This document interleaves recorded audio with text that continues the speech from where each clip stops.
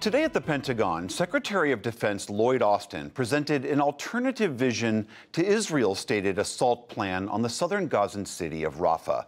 More than 1 million Gazans have fled their homes and are now sheltering there.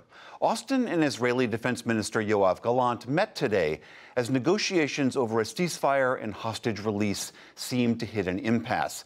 Nick Schifrin is following it all, and he joins me now. Nick, so how did this meeting today between Austin and Gallant go?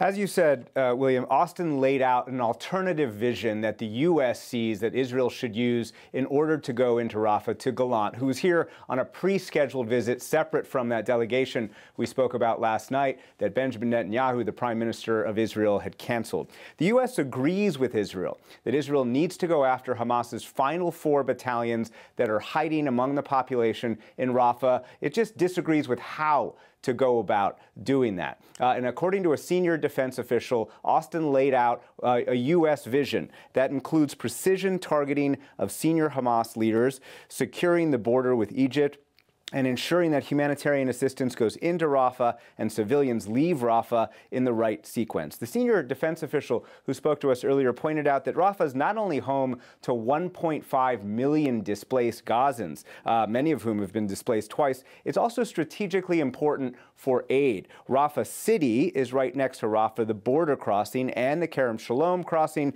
through which aid needs to arrive into Gaza. And U.S. officials are imploring Israel to allow more aid into Gaza, as Secretary of Defense Lloyd Austin said today.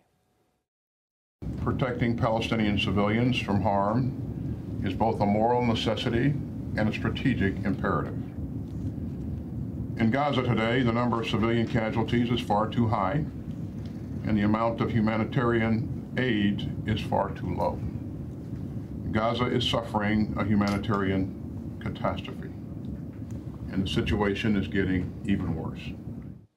So those are some of Austin's strongest words about the humanitarian situation in Gaza. Israeli officials continue to blame the UN for a lack of distribution capacity. And William, Israeli officials are telling the U.S. tonight that they will have a humanitarian plan before they assault Rafah.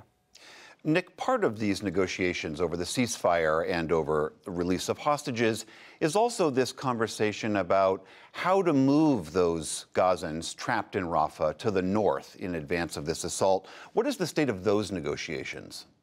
The talks appear to be at an impasse after Prime Minister Benjamin Netanyahu withdrew his negotiators from Doha, where these negotiations take place. And there appears to be 2 major disagreements, William. One is exactly what we were just talking about, the movement of Gazans from the south to the north. Israeli officials want to continue to go after Hamas in the north, and they don't want to have to deal with thousands of civilians. Number 2 is whether Israeli forces have to withdraw either from the cities or from Gaza itself after this ceasefire. But the framework of the ceasefire remains. About 40 hostages would be released in exchange for about 700 Palestinian detainees that Israel has agreed to. So the framework still remains, but Netanyahu is calling Hamas's demands delusional. But bottom line, U.S. officials tell me these negotiations continue. All right, Nick Schifrin, thank you so much. Thank you.